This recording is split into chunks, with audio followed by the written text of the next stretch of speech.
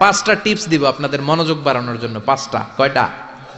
নামাজে মনোযোগায়ন কিভাবে করবেন, পাঁচটা টিপস খেয়াল করে রাখেন কিভাবে নামাজের মনোযোগ বৃদ্ধি করবেন। টিপস নাম্বার 1, সল্লু সলাতান মুআদ্দিয়া, বিদায়ী নামাজ পড়বেন। মনে করবেন হতে পারে আজকের এই নামাজটাই আমার জীবনের শেষ নামাজ। তাহলে প্রতিটা নামাজের সময় আমরা এই কথাটা ভাবি না কেন যে হতে পারে এই নামাজটাই আমার জীবনের শেষ নামাজ, হতে পারে আজকের এই সেজদাটা আমার জীবনের শেষ সেজদা। চিল্লায় বলেন ঠিক কিনা?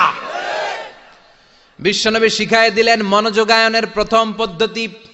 নামাজে মনোযোগ থাকে না, মনোযোগ যদি বাড়াতে চাও ভাবো এটাই হতে পারে জীবনের শেষ নামাজ। সল্লু সালাতান মুআদ্দি, perform the salah as if this is your last and final prayer. এমন ভাবে নামাজ পড়ো মনে করো এটাই হতে পারে জীবনের শেষ নামাজ। আজকে থেকে প্রত্যেকবার আল্লাহু আকবার বলার সময় এটা ভাবতে পারবো না আমরা যে হতে পারে এই নামাজটা আমার শেষ নামাজ। এই চিন্তাটা মাথার মধ্যে রাখার দরকার আছে না নাই? সাহাবারা যখন মরুভূমিতে নামাজ পড়তে দাঁড়াতেন, আকাশের পাখিগুলো এসে সাহাবাদের মাথার মধ্যে বসে যেত। মরুভূমির পাখিগুলো মনে করতে এগুলো খেজুর গাছ। কি মনে করে বসতো?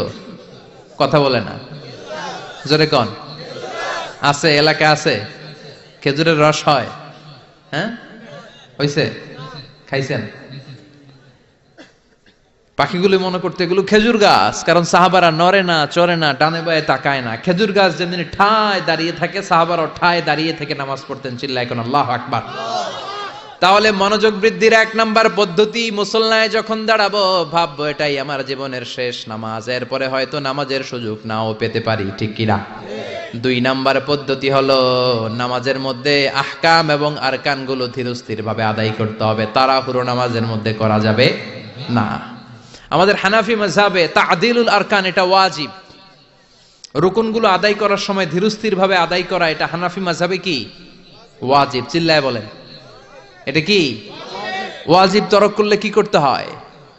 হ্যাঁ, সহু সেজদা দিতে হয়। কিন্তু অন্যান্য মাযহাবে এটা ফরজ, এটা বাদ দিলে আপনার নামাজই হবে না, তাড়াহুড়ো করলে নামাজই হবে না। বিশ্বনবী দেখলেন মসজিদে নববীতে এক সাহাবী নামাজ পড়ে। নামাজ শেষে নবীর কাছে আসলে বিশ্বনবী বললেন সল্লি ফাইন্নাকা লাম তুসল্লি, নামাজ পড়ো কারণ তোমার নামাজ হয় নাই। সাহাবী আবার পড়লেন, আবার আসলেন।